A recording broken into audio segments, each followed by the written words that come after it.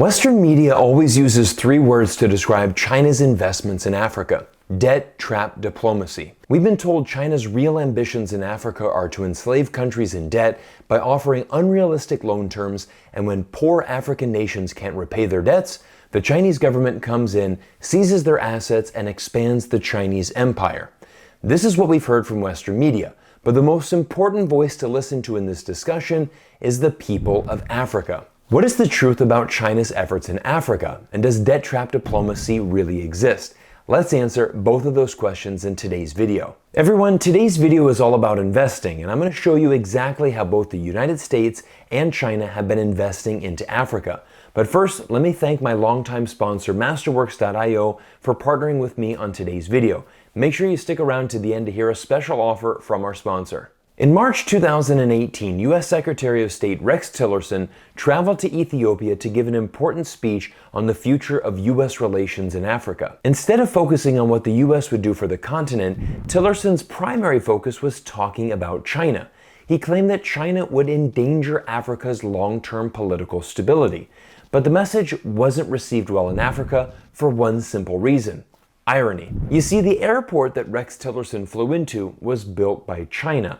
The road that brought Rex Tillerson from the airport into the city was built by China. Even the very building that Rex Tillerson gave that speech was built by China.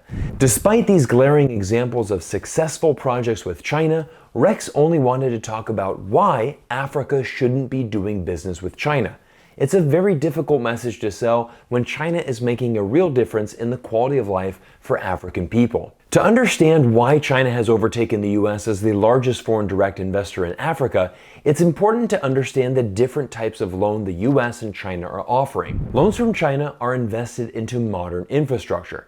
And when you build airports, roads, railways, hospitals, power grids, and schools, all of these assets go directly into improving the productivity of a nation. It's an investment into giving the future generation a chance at a better life. And it's also a smart loan strategy from China.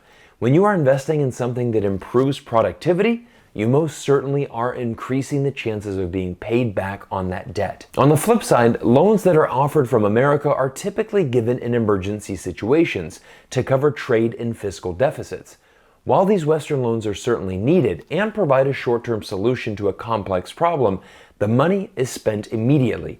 It doesn't resolve the core issue, and it most definitely won't prevent it from happening again. Much of Africa's infrastructure was inherited from the colonial era, but the lack of modern roads, power networks, clean water, modern schools, all of this has hampered Africa's economic development for years. A study by the UK government-sponsored Commission for Africa estimated that transportation bottlenecks and inefficiencies amount to an 80% export tax on Ugandan textiles. Without better electricity and clean water, how can these factories in Uganda produce quality products? Without roads and ports, how can these Uganda factories ship their products around the world? Without basic infrastructure, it's now more difficult to attract investment into the sector, and ultimately, all of these challenges will hinder job creation. It's very easy to see why closing this infrastructure gap is the biggest priority for the future of Africa. For decades, weak planning, poor leadership, corruption, and a lack of regional cooperation amongst African countries hindered the continent's ability to improve. However, things changed when China integrated many African nations into the Belt and Road Initiative. From 2000 to 2020, China has helped African countries build more than 13,000 kilometers of roads and railway, 80 large-scale power facilities, 130 medical facilities, 45 sport venues, and over 200 schools. It was a big moment in Kenya's history when passengers boarded the Madaraka Express, which connects Kenya's capital and its main port of Mombasa. At a cost of $3.6 billion, this rail line represents the most expensive infrastructure project in Kenya's history. It was built by the China Road and Bridge Corporation, who hired over 25,000 Kenyan workers to work on the railway. Another win for Kenya. The rail line exceeded expectations and passed 2 million passengers in the first 17 months of operation, prompting Kenya's Daily Nation newspaper to write, "China is a worthy partner in its efforts to break the age-old poverty trap based on centuries of underdevelopment. A recent survey conducted by the Afrobarometer of 34 African countries from 2019 to 2020 found that while some were concerned about being heavily indebted to China, 63% of Africans view China as a positive external influence on the continent. This compares to 60% for the United States and 57% for the United Nations. But honestly, we can't discuss China's efforts in Africa without bringing in a true expert on the situation. And I would like everybody to meet Deborah Brautigam, the author of The Dragon's Gift, The Real Story of China in Africa. Deborah and her colleague wrote this article for The Atlantic entitled "The Chinese Debt Trap is a Myth," claiming that the narrative wrongfully portrays both Beijing and the developing countries it deals with. In this article, Deborah goes on to state, "Our research shows that Chinese banks are willing to restructure the terms of existing loans and have never actually seized an asset from any country." The myth of debt trap diplomacy has been popularized by many Western politicians in an effort to combat the rise of China. Over the past 20 years, Chinese construction firms have learned a lot from their American and European counterparts. China now boasts 27 firms among the top 100 global contractors, up from just 9 in 2000. In contrast, the United States has only 7 contractors among the global top 100, down from 19 in 2000. This represents a 63% decline for America in just 2 decades. Over the past few weeks, I've made multiple videos on China's investments around the world.